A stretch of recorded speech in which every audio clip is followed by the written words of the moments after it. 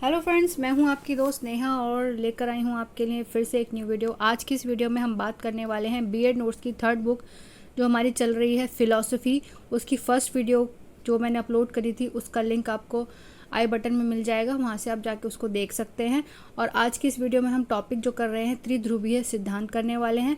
तो चलिए स्टार्ट करते हैं अपनी आज की वीडियो। और जो लोग भी वीडियो फर्स्ट टाइम देख रहे हैं, welcome to my YouTube channel sociology notes, जहाँ पर आपको मिलती हैं बीएड नोट्स से रिलेटेड प्रॉपर वीडियोज़ और सोशोलॉजी नोट्स से रिलेटेड प्रॉपर वीडियोज़। तो चलिए स्टार्ट करते हैं अपनी आज की वीडियो।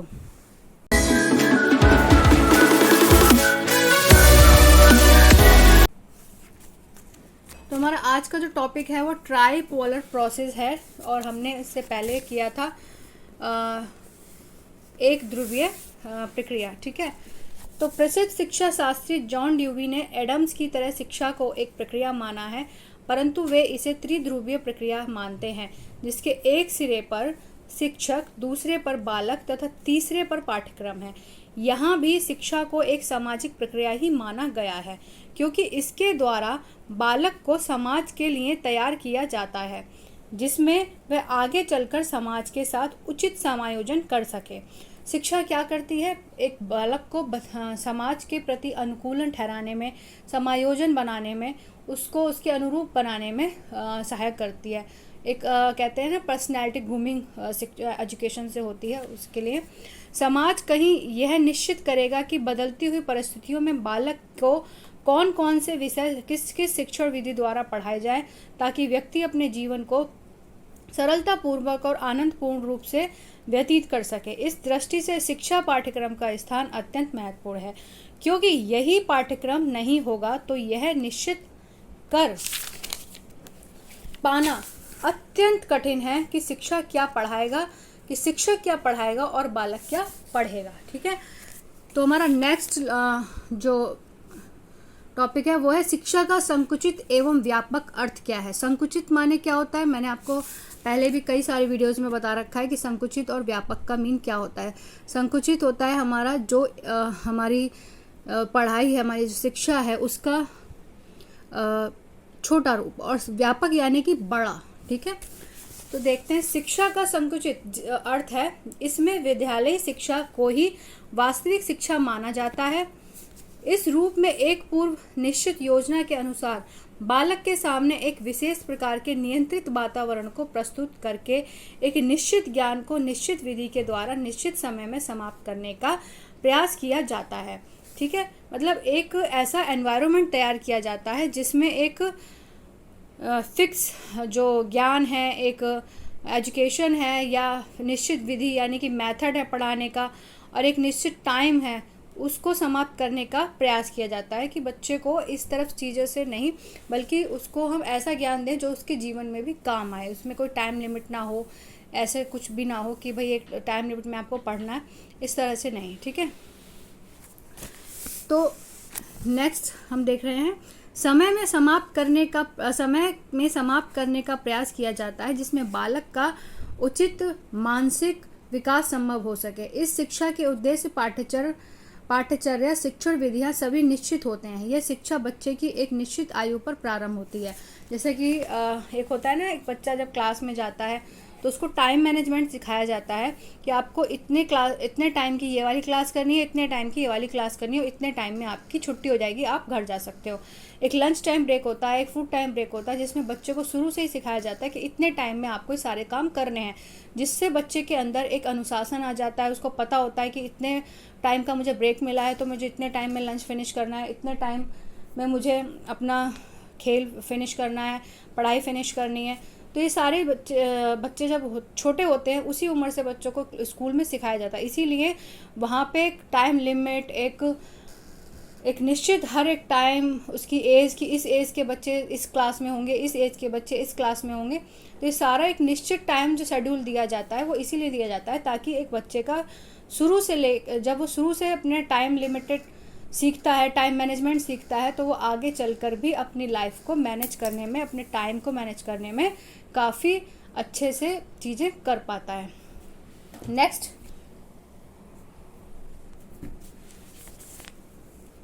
और एक निश्चित काल तक चलती रहती है। शिक्षा के इस अर्थ में शिक्षक का स्थान मुख्य होता है और बालक का स्थान गौण होता है। शिक्षक से यह आशा की जाती है कि वह बालक को मानसिक दृष्टि से विकसित करने के लिए अधिक से अधिक ज्ञान दे ताकि बालक का सर्वांगीण विकास हो सके, मतलब पूरा प्रॉपर उसका जो ग्रोथ है वो हो सके। तो फ्रेंड्स, मेरा चैनल है। संकुचित अर्थ की परिभाषा, यहाँ पर हम देख रहे हैं संकुचित अर्थ की परिभाषा क्या है। एस मैकेंजी के अनुसार संकुचित अर्थ में शिक्षा का अर्थ हमारी शक्तियों के विकास तथा सुधार के लिए चेतना पूर्वक किए गए किसी भी प्रयास से हो सकता है। मील के अन्य शब्दों में शिक्षा द्वारा एक पीढ़ी के लोग दूसरी पीढ़ी के लोगों में संस्कृति का हस्तांतरण करते हैं, मतलब अपने जो रीति रिवाज है, अपनी जो संस्कृति है वो एक पीढ़ी से दूसरी पीढ़ी तक पहुंचाने का काम करते हैं ताकि वे उसका संरक्षण माने उसको स्टोर करके उसको अपने पास सुरक्षित रख सके, उसको आगे जब पहुंचाए तो अपने, अगर हमें पता है तभी तो हम दूसरों को बता पाएंगे ना, संरक्षण कर सके और यदि संभव हो सके तो उसमें उन्नति भी कर सके, अपनी संस्कृति को और प्रोग्रेस कर सके। थॉमसन के अनुसार शिक्षा एक विशेष प्रकार का वातावरण है जिसका प्रभाव बालक के निश्चित दृष्टिकोण तथा व्यवहार करने की आदतों पर स्थायी रूप से परिवर्तन के लिए डाला जाता है। ठीक है,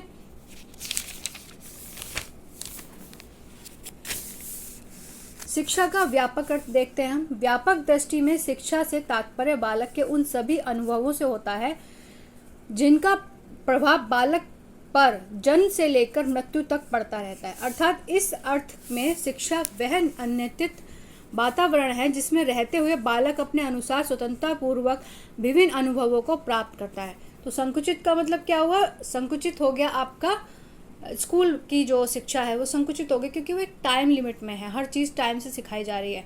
एक व्यापक अर्थ क्या हो गया कि वो बच्चा अब समाज में रह के अपने अनुभवों से सीख रहा है, अपने अनुभवों से वो कुछ सीख रहा है, अपने लाइफ में उसको अप्लाई कर रहा है ना। तो इसका व्यापक अर्थ में शिक्षा जीवन पर्यंत चलने वाली एक प्रक्रिया है। ऐसी शिक्षा किसी विशेष व्यक्ति, समय, स्थान अथवा देश तक सीमित नहीं रहती है, बल्कि जिन व्यक्तियों के द्वारा बालक कुछ भी सीखता है वह सब उसके शिक्षक होते हैं और जिन्हें वह सिखाता है वे सब उसके शिष्य कहलाते हैं। संक्षेप में व्यापक अर्थ में शिक्षा बालक के प्राकृतिक विकास की प्रक्रिया है। रूसो ने भी शिक्षा के इसी अर्थ को ध्यान में रखते हुए प्रकृतिवाद का नारा लगाया था। जो रूसो थे वो यही चाहते थे कि बच्चे को बंद करके ना पढ़ाया जाए बल्कि प्रकृति की गोद में बिठाकर उसको पढ़ाया जाए। उसके आसपास का जो वातावरण हो वो उससे ऐसा वातावरण हो जो उसकी लाइफ से टच करता हुआ हो, उसके आसपास चीज़ें ऐसी होती हों। इसलिए वो चाहते थे कि बच्चे की जो एजुकेशन हो वो करके सीखने पर डिपेंड हो, ना कि एक बंद कमरे में उसको शिक्षा दी जाए, बल्कि उसको खुले में शिक्षा दी जाए ताकि वो सबसे सीखे, मिट्टी से सीखे, पौधों से सीखे, पेड़ से सीखे, अपने आसपास के लोगों से सीखे। खुद अगर वो हाथ गंदे करता है तो मिट्टी में उससे भी वो कुछ सीखे।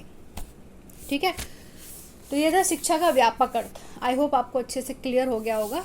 व्यापक अर्थ कि बच्चा खुद करके सीख रहा है, अपने एक प्रकृति के साथ मिलकर रहकर सीख रहा है और अपने आसपास के लोगों से सीख रहा है। तो जो लोग भी उससे सीख रहे हैं उससे वो जो भी सीख रहा है वो सब उसके शिक्षक हो गए हैं। और एस मैकेंजी के अनुसार व्यापक अर्थ में शिक्षा एक ऐसी प्रक्रिया है जो जीवन पर्यंत चलती रहती है तथा जीवन के प्रत्येक अनुभव से उसमें वृद्धि होती है। गांधी जी के अनुसार शिक्षा का अर्थ मैं बालक अथवा मनुष्य में आत्मा, शरीर और बुद्धि के सर्वांगीण और सबसे अच्छे विकास से समझता हूँ। ठीक है, शिक्षा का वास्तविक अर्थ।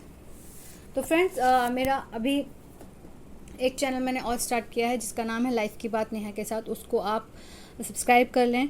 जैसे आपने मुझे इस चैनल पर सपोर्ट किया, इतना प्यार दिया है, उस चैनल पर भी आप लोग अपना सपोर्ट दीजिएगा ताकि वो भी चैनल आप लोगों की प्यार, आप लोगों के सपोर्ट से ग्रो करे। क्योंकि इस चैनल पर मैं सिर्फ एजुकेशन से रिलेटेड चीज़ें डाल सकती हूँ। उस चैनल पर मैं अपने लाइफ से जुड़ी हुई बातें, कुछ ब्लॉग्स, कुछ टिप्स, कुछ भी ऐसा जो भी मुझे आता है वो सब आप लोग के साथ शेयर कर सकती हूँ। तो इसलिए मैं अपना जो भी अभी मेरा रूटीन चल रहा है वो सब आप लोग के साथ शेयर करूं तो वो मैं उस चैनल पर डालती हूं। इस चैनल पर मैं वो सब चीज़ें नहीं डाल सकती हूं क्योंकि ये एजुकेशन का चैनल है। तो इसमें सिर्फ एजुकेशन से रिलेटेड मैं बातें करती हूं आप लोग के साथ। तो आई होप आप लोग उस चैनल को भी सपोर्ट करेंगे मेरे, और उस चैनल पर भी आप मुझे इतना ही प्यार सपोर्ट करेंगे। तो आप जल्दी से 1000 सब्सक्राइबर और 4000 का वॉच टाइम मुझे देंगे, कंप्लीट करवाएंगे। और आप लोगों को जैसे इस चैनल पर मुझे प्यार मिला, आई होप वहाँ पर भी सपोर्ट मिलेगा। और उस चैनल पर आप लोगों को मेरी लाइफ से जुड़ी बहुत सारी चीज़ें देखने को मिलेंगी, और उसमें जो भी मुझे आता है वो सब मैं आप लोग के साथ शेयर करूँगी। तो उस चैनल को, उसका लिंक मैं आपको वीडियो के डिस्क्रिप्शन बॉक्स में दूँगी, वहाँ से देख सकते हैं आप। तो चलिए आगे बढ़ते हैं। शिक्षा का वास्तविक अर्थ, ट्रू मीनिंग ऑफ एजुकेशन। उपयुक्त शीर्षकों में शिक्षा के विभिन्न अर्थों की व्याख्या की गई है। इनमें से किसी भी अर्थ को शिक्षा का वास्तविक अर्थ नहीं कहा जा सकता है, क्योंकि संकुचित अर्थ में शिक्षा को बहुत अधिक संक्षिप्त कर दिया गया है, जिसमें बालक को रुचियों, क्षमताओं और योग्यताओं की अवहेलना की गई है। जैसे मैंने बताया कि संकुचित अर्थ माने जब बच्चे को कंट्रोल करके एजुकेशन दी जा रही है, मतलब एक बंद कमरे में एजुकेशन दी जा रही है, एक टाइम लिमिट है उसका, एक टाइम एज है उसकी, जो सब कुछ उसका टाइम से हो रहा है, वो सारी चीज़ें तो संकुचित रूप में उसको शिक्षा दी जा रही, तो उसमें उसकी जो योग्यताएं, उसकी जो रुचियां हैं, उसके जो अनुभव हैं, वो सब उसको अवहेलना की जा रही है उनसे। जबकि व्यापक अर्थ में शिक्षा को बहुत अधिक उदार कर दिया गया है, अतः ये दोनों ही अर्थ शिक्षा के उचित अर्थ नहीं समझे जा सकते हैं। बालक में शिक्षा एक ऐसी प्रक्रिया है जो बालक को एक सुखी और संपन्न जीवन व्यतीत करने के योग बनाती है। अब जैसे व्यापक अर्थ में जैसे कहा कि प्रकृति की गोद में शिक्षा दी जाए, तो बच्चे को प्रकृति के अगर खुले में हम पढ़ा रहे हैं तो हो सकता है कि वो कुछ अच्छी चीज़ों के अलावा कुछ गलत चीज़ें भी सीख जाए, या उसके दिमाग पर कुछ और चीज़ घर कर जाए। तो दोनों ही अर्थों में शिक्षा का जो अर्थ है वो ठीक से नहीं दिया गया है। अतः वास्तविक अर्थ में शिक्षा एक ऐसी प्रक्रिया के रूप में परिभाषित की जा सकती है जो चेतन अथवा अचेतन रूप से बालक की व्यक्तिगत रुचियों, क्षमताओं, योग्यताओं और सामाजिक आदर्शों को ध्यान में रखते हुए आवश्यकता अनुसार स्वतंत्रता प्रदान करके बालक की बौद्धिक और सामाजिक, सांस्कृतिक तथा आध्यात्मिक शक्तियों का विकास करती है, और उनके व्यवहार में इस प्रकार से परिवर्तन करती है कि व्यक्ति और समाज दोनों की उन्नति संभव हो सके। ठीक है, शिक्षा की परिभाषा देख लेते हैं हम यहाँ पर। Definition of education. सुकरात के अनुसार शिक्षा का अर्थ है प्रत्येक मनुष्य में मस्तिष्क में अदृश्य रूप से विद्यमान संसार के सर्वमान्य विचारों को प्रकाश में लाना। विवेकानंद के अनुसार शिक्षा मनुष्य के अंदर निहित दैवीय पूर्णता की अभिव्यक्ति है। पेस्ट्रोलॉजी के अनुसार शिक्षा मनुष्य की जन्मजात शक्तियों का स्वाभाविक, समरूप तथा प्रगतिशील विकास है। कांट के अनुसार शिक्षा व्यक्ति की उस पूर्णता का विकास है जिसकी उसमें क्षमता है। मतलब शिक्षा व्यक्ति की उस पूर्णता का विकास है जिसकी उसमें क्षमता है, मतलब बच्चा के अंदर जो भी पोटेंशियल है उसके अकॉर्डिंग एजुकेशन उसको सिखाती है। ठीक है, चाणक्य के अनुसार शिक्षा मनुष्य में राष्ट्रीयता की भावना का विकास है। तो फ्रेंड्स, ये थी एजुकेशन, शिक्षा की डेफिनेशन, व्यापक रूप, संकुचित रूप और त्रिध्रुवीय सिद्धांत मैंने इसमें आज आपको कराया है। नेक्स्ट वीडियो में हम करेंगे शिक्षा के रूप, फॉर्म्स ऑफ एजुकेशन, औपचारिक, अनौपचारिक, निरौपचारिक शिक्षा। इन तीनों के बारे में हम नेक्स्ट वीडियो में पढ़ेंगे, क्योंकि वीडियो बहुत लंबी हो जाएगी। अगर आपको वीडियो पसंद आई, आपको लगता है ये हेल्पफुल है, इसको लाइक करें, शेयर करें, आगे अपने फ्रेंड्स और लोगों के साथ भी शेयर करें ताकि और लोगों तक ये वीडियो पहुंच पाए। चैनल को सब्सक्राइब करें मेरी आने वाली वीडियो के लिए, और मेरे दूसरे चैनल को भी आप लोग अपना प्यार और सपोर्ट दें। Thank you so much.